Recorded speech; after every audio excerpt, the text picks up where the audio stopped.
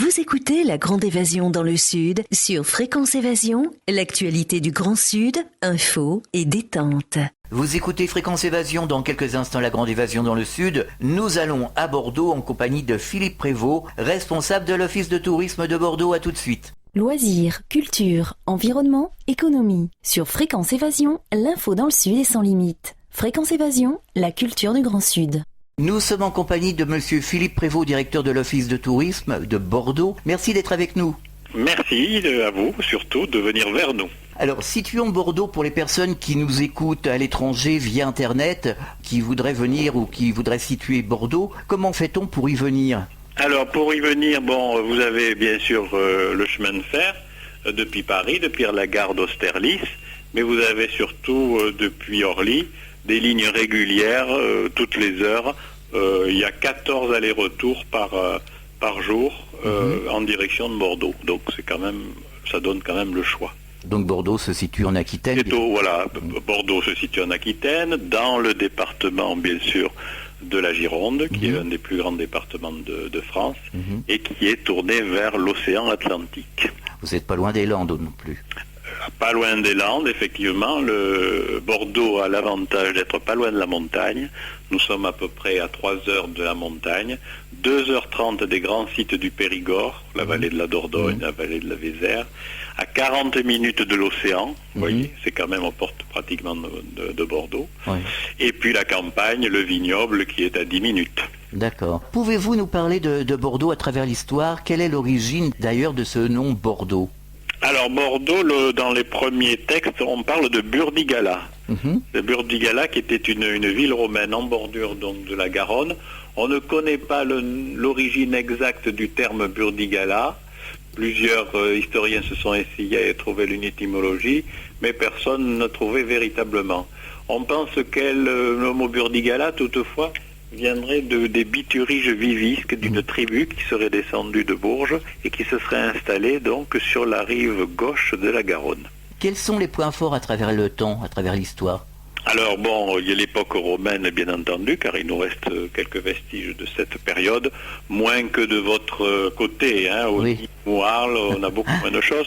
Toutefois, on a des arènes quand même, une arène, mais les vestiges d'une arène qui pouvait contenir 25 000 spectateurs, mais qui est aujourd'hui réduit à peu près à 10% de sa surface. Il y a toujours des corridas à Bordeaux ? Alors, il y a eu des corridas jusque dans les années 60, dans la banlieue de Bordeaux, au Bouscat, mais à Bordeaux même, il n'y a jamais eu de corrida. D'accord. À Floirac également sur la rive droite. Mais si vous voulez, c'est pas le sport national, si on pouvait dire, de notre ville. C'est Goya qui est venu à Bordeaux au XIXe siècle, le peintre, effectivement a dessiné beaucoup de corridas à l'époque. Effectivement, c'était une activité qui était très importante, mais au début du XXe siècle, ça a périclité. Alors aujourd'hui, où se situe Bordeaux au niveau économique ? Quels sont les points forts qui font vivre la ville et sa région ? Alors évidemment, il y a le vignoble, bien entendu. Vous avez une couronne de plus de 5000 châteaux autour de la ville de Bordeaux. Un vignoble qui est un des plus grands de France, bien entendu, avec des noms prestigieux comme le château Margaux, le château Ozone, le château Yquem pour les blancs liquoreux. Là, on a un patrimoine économique ancestral qui, évidemment, permet à beaucoup de gens de pouvoir travailler dans Bordeaux et autour de Bordeaux. Ça, c'est important. Et puis, vous avez l'aérospatiale aussi, qui est très important à Bordeaux, avec, bien sûr, comme grande entreprise, vous avez Dassault, qui est une des pionnières dans la matière. Puis vous avez la SNIAS, vous avez de grandes maisons, et notamment qui participent à la fabrication de l'Airbus. Un peu comme à Toulouse, alors. Un peu comme à Toulouse. D'ailleurs, les morceaux de l'Airbus passent devant le Bordeaux, puisqu'il y a eu des grandes barges qui ont été réalisées à cet effet, et on voit passer une aile, 2 ailes, etc. Et ça passe sous le pont de Pierre, ça va jusqu'à Castel-Sandorte, jusqu'à l'embouchure du canal latéral à la Garonne, et là c'est pris en charge par des convois exceptionnels qui l'amènent jusqu'à Toulouse. Voilà. Un sacré travail. Ah oui, ça c'est titanesque, mais ça a été mis au point récemment. Alors bien sûr, on reçoit des touristes, on peut dire que le Bordeaux aussi, la troisième industrie, après tout ça, c'est le tourisme, qui occupe quand même pas mal de gens. On reçoit des bateaux de croisière Quand même, on a un fleuve important devant Bordeaux, la Garonne, qui fait 500 mètres de large, hein, ce n'est pas rien. Et nous sommes à peu près à 2h30 de l'embouchure de la Gironde par bateau. Bordeaux est également une ville de culture. Que propose Bordeaux justement au niveau culturel sous ses différentes facettes, concerts, cinéma, théâtre, festivals, etc. Alors bien sûr, on a le Grand Théâtre de Bordeaux qui n'est autre que l'Opéra National de Bordeaux, où vous avez une grande saison évidemment d'opéra qui proposée toute l'année. On a aussi des points forts, notamment au mois d'octobre. Et là, ce mois d'octobre, nous avons Evento, qui est un grand festival d'expression contemporaine qui va durer pendant 3 semaines. On a Novart aussi, qui concerne davantage, si vous voulez, l'architecture. Et puis d'autres petits événements dont je vous parlerai tout à l'heure et qui sont beaucoup plus festifs. Quels sont les différents monuments, les curiosités que nous pouvons découvrir à Bordeaux en flânant dans les rues bordelaises ? Alors, les monuments, d'abord la ville elle-même, et on peut considérer que c'est un monument à part entière. Elle a été classée au patrimoine mondial de l'UNESCO en juin 2007. Vous avez plus de 1810 hectares de son territoire qui a été classé donc sur la liste du patrimoine mondial. Ça comprend évidemment les rues, les maisons, les monuments, les places. Mais au milieu de tout cela, vous avez quand même des sites prestigieux comme la place de la Bourse, qui est un peu la moitié de la place Vendôme à Paris, bâtie au XVIIIe siècle. Vous avez quand vous arrivez à Bordeaux, je ne sais pas si vous êtes déjà venu à Bordeaux. Si, plusieurs fois, oui. Vous avez cette façade là qui s'étend sur 2 km de long et qui est comme là deux bras qui s'ouvrent là pour vous accueillir. Et puis il y a la cathédrale, bien sûr, il y a le monument aux Girondins sur la place des Quinconces. Et puis il y a une multitude aussi d'églises médiévales. D'accord. Pour ça, et quand on regarde Bordeaux de loin, on a l'impression qu'on voit encore la ville médiévale d'il y a 4 siècles. Alors il y a eu un grand plan de rénovation à Bordeaux. Ah oui, alors évidemment, c'est à l'arrivée d'Alain Juppé en 1994. On peut considérer Alain Juppé qui a décidé d'installer le tramway de Bordeaux et qui a évidemment complètement modifié la façon de vivre la ville et de se déplacer. Et ça a été l'occasion, bien sûr, de réaliser des travaux de rénovation, d'infrastructures et de rejeter un petit peu la voiture en dehors de la ville, ce qui a été réussi. Tout comme à Toulouse, est-ce que vous avez l'intention un jour de passer au métro ? Non. Alors, je crois qu'il y a eu des études, justement, à l'époque de Jacques Chaban-Delmas, il y a des études de sol qui avaient été faites, parce qu'au début, Jacques Chaban-Delmas était pour, justement, le métro, parce qu'on pensait que le métro, ça faisait moins ringard que le tramway, qu'on avait d'ailleurs enterré, nous, à Bordeaux, dans les années 50. Il y avait déjà eu, en 58, il y avait d'ailleurs une grande cérémonie, on avait habillé un tramway en corbillard, pour dire, le tramway qu'on a depuis 1880, c'est fini, on n'en veut plus, etc. Puis finalement, presque un siècle après, on y revient. Et donc, au début, on était pro métro. Pro métro, voilà. Et puis quand le nouveau maire est arrivé, non, les choses ont changé. Les études de sol aussi n'étaient pas favorables parce Bordeaux est construit sur pratiquement de la vase qui a durci, ce sont les alluvions de la Garonne qui ont déposé ça au fil des millénaires.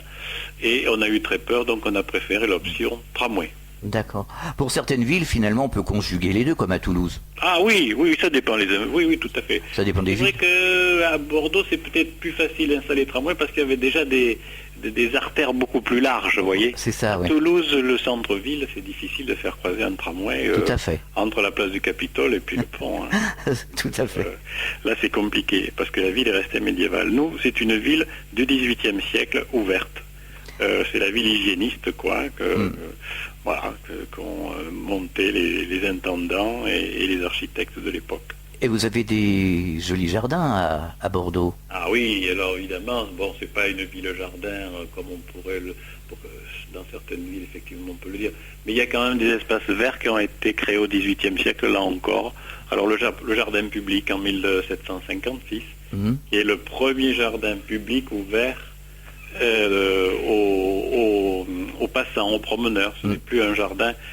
Autrefois, au XVIIIe siècle, quand on crée un jardin, c'était toujours réservé soit à l'intendant, soit à l'archevêque. Il n'était jamais ouvert au public. Celui-là, il a été créé pour le public, pour les négociants qui venaient s'y promener le soir. On appelait ça d'ailleurs la bourse du soir à Bordeaux. Et puis il y avait les grandes artères aussi qui étaient plantées d'arbres, ainsi de suite. Et au 19e siècle, on a continué, on a créé le parc bordelais, on a créé le jardin botanique, et ensuite on continue en 2004, c'est le jardin botanique qui passe de l'autre côté de la rive. Ce sont les aménagements des berges de la Garonne, des quais jardinés par Michel Corajou, qu'on connaît bien, qui est ce paysagiste qui a travaillé dans beaucoup de villes, etc. Et puis si vous voulez, Bordeaux, il y a tellement autour un écrin de verdure entre les coteaux, le vignoble, la campagne, que la nécessité d'avoir la campagne à la ville, c'est pas une obligation, parce que les Bordelais, pouf, le week-end, ils s'en vont, ils vont sur le bassin d'Arcachon, ils vont dans la forêt. Ils sont tout de suite sortis de la ville. Pratiquement, oui. Oui. On met pas 1 heure ou 45 minutes pour sortir de Bordeaux, c'est impensable. Et cette fameuse rue Sainte-Catherine dont tout le monde parle. Alors la rue Sainte-Catherine, ah oui, alors ça c'est le mythe de la rue Sainte-Catherine, parce qu'on trouvait tout à la rue Sainte-Catherine, aussi bien les chaussures que la sciure pour nettoyer la cuisine ou la souillarde, comme on dit ici.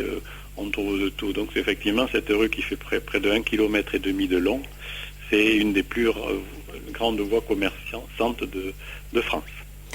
Quels sont les personnages historiques à travers le temps qui ont jalonné la ville de Bordeaux, qui ont marqué? On a Aliénor, bien sûr, la reine Aliénor, qui vivait au palais de Lombrière, derrière la porte Caillot.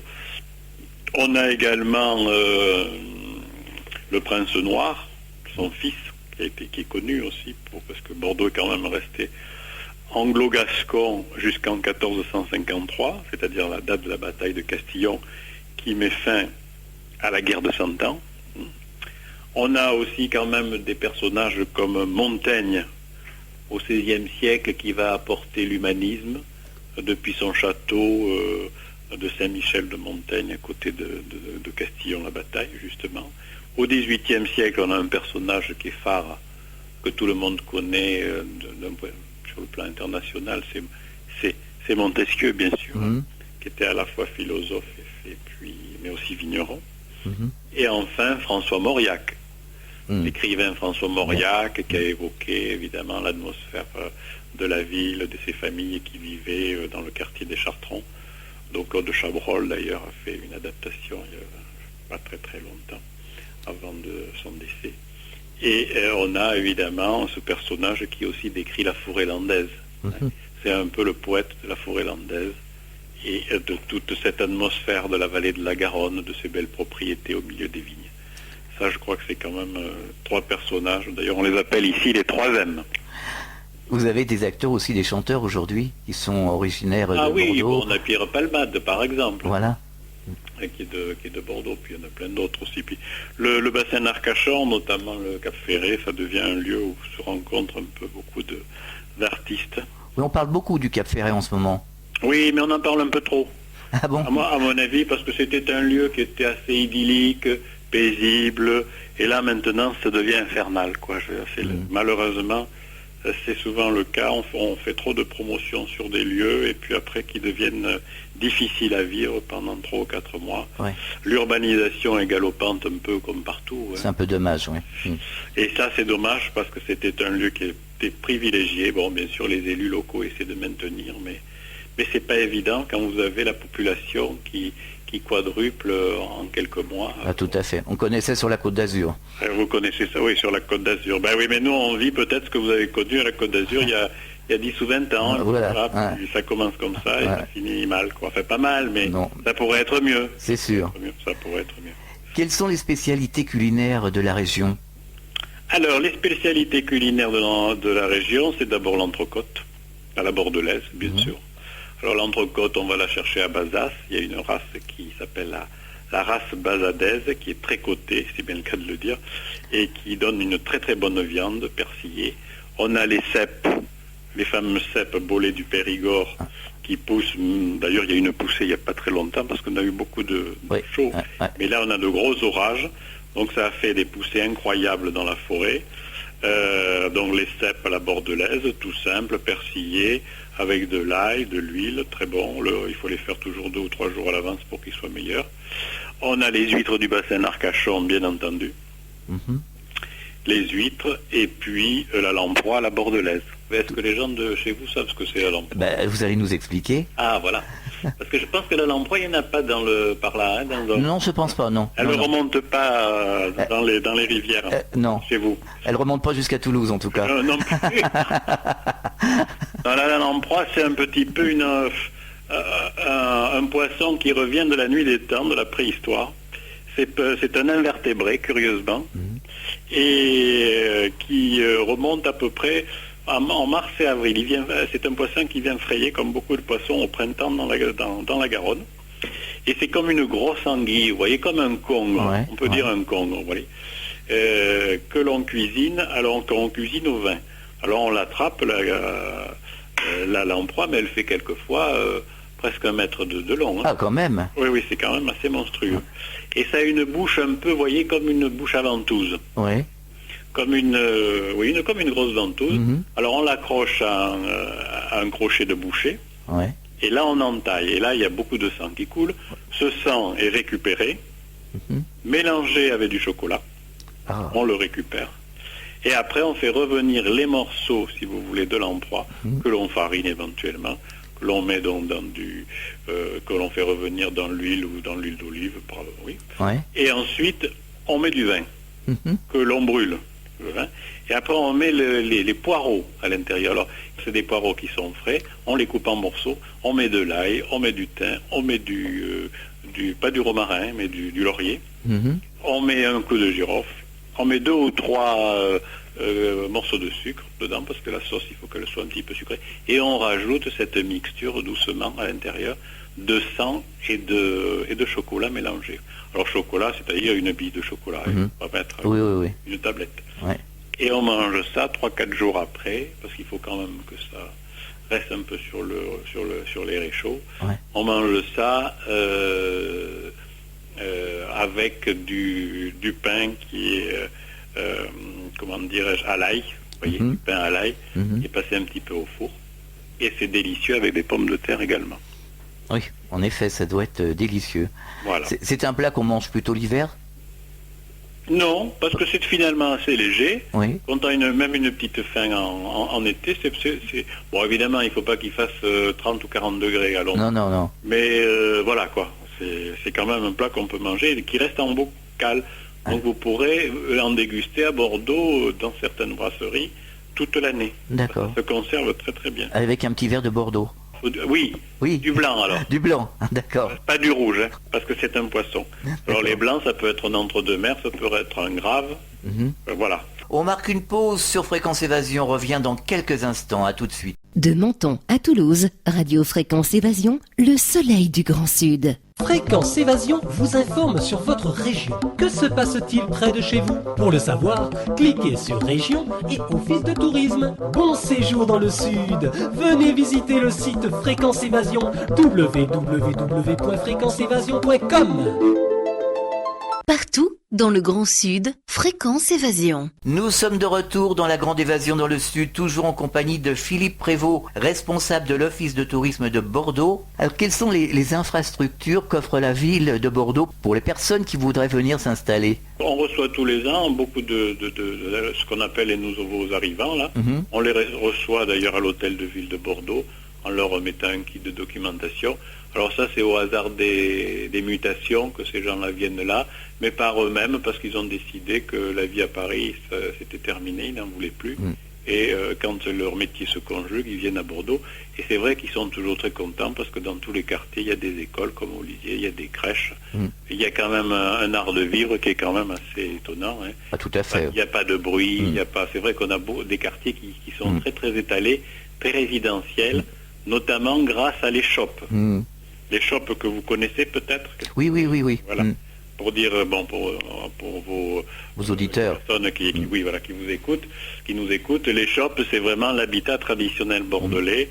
D'ailleurs, on peut dire depuis le XVIIIe siècle, quand les premiers les colonies de paysans sont venus repeupler la ville au XVIIIe siècle, il a bien fallu les installer, et naturellement, ils ont construit ces maisons qui étaient avec un rez-de-chaussée, une porte au milieu, et une fenêtre ou à droite ou à gauche, ou une fenêtre des deux côtés, suivant la position sociale de l'habitant. Alors on en a beaucoup dans le quartier de la Gare, parce que la Gare, c'était un grand réservoir pour le travail. On a cherché beaucoup de gens pour travailler au chemin de fer à l'époque. Et là, vous avez des quartiers entiers qui sont donc en bordure des rues. Vous avez des alignements des shops. Et il y en a plus de 25 000 à Bordeaux. C'est tout à fait typique. Et surtout, c'est un habitat de grande qualité. Parce que les gens apprécient beaucoup, parce qu'à l'arrière, vous avez souvent un petit jardin qui fait 200 ou 100 mètres carrés, ce qui est quand même intéressant. Et tous ces petits jardins communiquent entre eux. C'est-à-dire que vous avez l'impression, quelquefois, même d'avoir un lieu qui est partagé par tous. Alors les uns mettent de la glycine, les autres un arbre fruitier, les autres un bel arbre, etc. Donc vous profitez finalement de la nature du voisin. Tout à fait, c'est intéressant. Justement, alors, je voulais vous poser la question suivante. Tout comme à Marseille, Montpellier ou Toulouse, est-ce que vous constatez une immigration qui vient du Nord pour justement s'installer à Bordeaux? Ah oui, la population de Bordeaux croît régulièrement. Oui. Il y a une attraction pour Bordeaux. Bon, c'est vrai que on en a parlé beaucoup. C'est vrai qu'on a un maire quand même qui se démène pas mal et qui fait un peu la publicité malgré lui de la ville, quand là où il est. Et la presse également en parle beaucoup, la radio, comme vous aussi, la télévision. C'est vrai qu'il y a un réflexe Bordeaux naturel maintenant, qui est quand même... on l'a toujours plus ou moins connu, mais là, on peut dire que le phénomène s'accélère. Oui. Puis avec la ligne TGV aussi, ça facilite les choses. Alors la ligne TGV, nous sommes à 2 heures des brouettes de Paris, donc ça fait quand même 2h53 ou par là. Donc c'est même l'avion, c'est 1 heure, mais enfin le temps d'aller à son travail, on n'est pas de porte à porte, donc finalement ça se partage entre le TGV et puis les lignes régulières d'Air France sur la capitale. Oui, c'était un peu comme Nîmes, Toulouse, Nîmes, Paris, c'est 2h50. Ah oui, voilà. Et 1 heure en avion. Et 1 heure en avion, oui. 1 heure en avion. Tout à fait. Oui. Est-ce que l'Office de tourisme organise des visites guidées et des activités? Ah oui, nous on a plein. Bon, bien sûr, on a plein de. Vous allez me dire, on fait de l'autosatisfaction, mais non. L'Office de tourisme a toujours une tradition d'accueil. Il faut dire que l'Office de tourisme est très ancien ici à Bordeaux. Il a été créé en 1907. Ah en effet, oui. On a fêté d'ailleurs en 2007 le centenaire de la maison. Et il y a toujours une tradition d'accueil, de terroir, de gastronomie, etc. Déjà, on faisait la promotion. Vous savez, on n'a rien inventé. Moi, quand je regarde les archives de l'Office de tourisme, qui sont datées d'avant-guerre, c'était les mêmes discours qu'on tient aujourd'hui. Oui, bien sûr. Ça n'a pas bougé. Donc, on a toujours eu cette tradition. On a toujours proposé des visites régulières de Bordeaux. On faisait même à l'époque, dans les années 30, des visites du vignoble en jeep. C'était des jeeps qui étaient des sortes de jeeps commerciales, très longues, des petits microcars, quoi. Et on promenait les gens déjà un peu partout. Enfin, il y avait une grosse activité dans les années 30. Puis ce qu'il faut dire aussi, c'est que Bordeaux était un port où il y avait beaucoup de transatlantiques. Oui, c'est vrai. Il y avait beaucoup de paquebots. Il y avait la ligne qui partait vers l'Amérique du Sud, le Chili, vers également l'Argentine. Au Brésil, il y avait les lignes régulières. Et puis, il y avait aussi toute l'Afrique à cause des colonies. Afrique du Nord, Afrique de l'Ouest. Donc, il y avait des lignes régulières. Et Bordeaux a toujours été... Pour les gens qui étaient de Paris, il fallait qu'ils viennent toujours à Bordeaux par le train pour pouvoir gagner leurs parents qui étaient à Alger, qui étaient à Sao Paulo, etc. Oui, ça fait penser un peu à Marseille, quoi, finalement. Voilà, oui, un peu. Bon, c'est vrai que nous, on n'a pas une prise directe sur la mer comme Marseille. Là, la mer, elle est à 2 heures, mais c'est quand même la Gironde... Il fait 12 km, c'est un fleuve qui fait 12 km de large. Oui, tout à fait. À un moment donné, donc c'est quand même presque une mer. D'ailleurs, la Garonne devant Bordeaux, ça s'appelait la mer de Garonne, la mare des Garonnes. Ah, d'accord. tellement elle était large. Là, on l'a raccourci un peu parce qu'on a construit un peu en bordure, mais elle était très large. Donc, vous voyez cette tradition d'accueil. Et puis alors, nous, on continue, on fait des visites du vignoble tous les jours. Il y a des visites de ville, comme dans toute ville. Vous allez me dire, mais tous les jours, il y a des découvertes. Enfin bon, si vous voulez, notre offre patrimoniale découverte est très, très large. Il y a de très jolis châteaux, d'ailleurs, hein. Ah oui, il y a de très jolis châteaux. Bon, bien sûr, ce ne sont pas des châteaux où on l'entend. Ce ne sont pas des châteaux forts, ce ne sont pas des châteaux de demeures, de palais, des plaisances, comme on trouve, ou des châteaux royaux, comme on trouve en bordure de la Loire. Des grandes propriétés, plutôt. Mais c'est quand même des grandes propriétés. Vous avez quand même au milieu souvent des petits châteaux qui sont très raffinés, de conception, où on peut vivre déjà, où une famille peut vivre, qui sont à échelle humaine, mais qui ont été reconstruits pour les plus anciens au XVIe siècle, au XVIIe et surtout au XVIIIe siècle, avec un des modèles de château qui a prévalu, qui s'appelle la Chartreuse. La Chartreuse bordelaise, là encore, c'est un bâtiment à un seul rez-de-chaussée. Généralement, c'est un rez-de-chaussée surélevé, mais qui fait quand même à peu près 7 travées. C'est-à-dire qu'en façade, vous avez à peu près 7 fenêtres, avec un perron central, voyez, au milieu, qui conduit à l'étage noble. Et vous avez des salons de chaque côté, en enfilade, qui permettaient aux Bordelais, quand ils étaient en hiver, ils vivaient, vous voyez, dans la ville, et l'été, au printemps, ils allaient rejoindre leur propriété au milieu de leur vignoble. Vous voyez, il y avait ce va-et-vient constant qui a été supprimé un peu après la mode des cités balnéaires.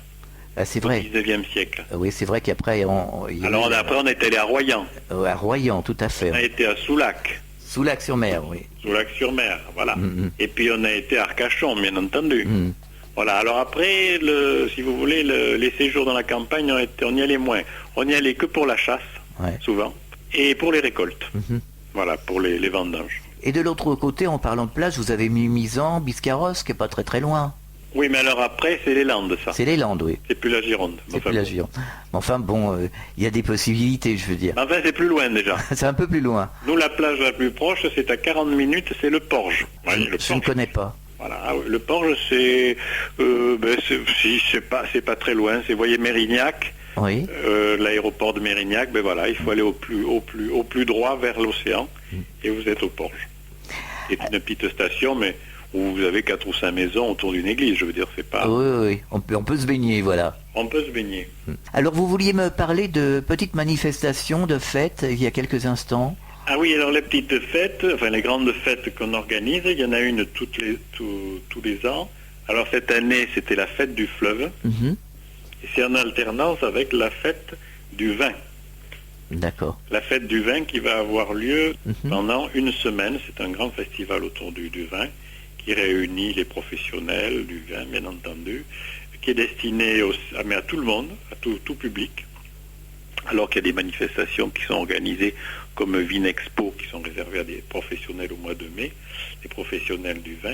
Là, c'est vraiment une fête qui est d'abord organisée sur les rives de la Garonne, donc qui est tout ouvert à tout le monde. Alors vous avez des concerts, vous avez des régates sur la Garonne, vous avez un pass dégustation qui vous permet d'aller d'une appellation viticole à une autre, moyennant un pass de 15 €. Vous pouvez déguster 6 vins, vous voyez, différents. On vous offre le verre avec, que vous avez dans une pochette.